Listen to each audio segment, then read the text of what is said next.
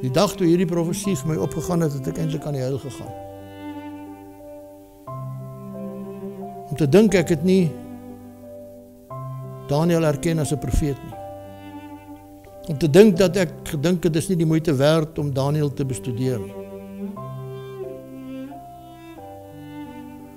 Om te dink dat die hart van die Bybel die sleutel het om die Messias te erken, lê binne in hierdie boek en niemand het dit ooit vir my vertel nie.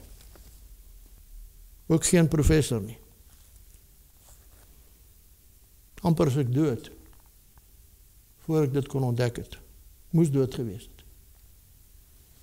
Ek moes nie vandag hier gestaan het nie.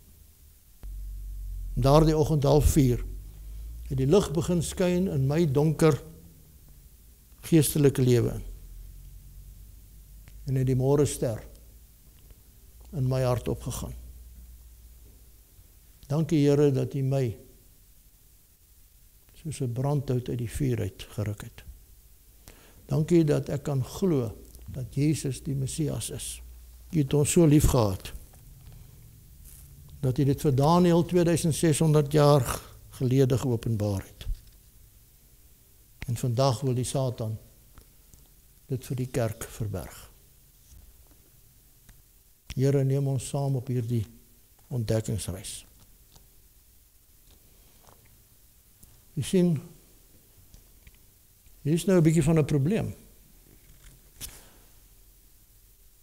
Dis 'n 2300 aande en môres profesie. 2300 jaar. Hier bly nou 'n deel oor.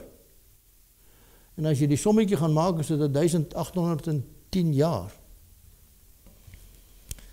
So ek gaan vir u vra om die sommetjie te gaan maak.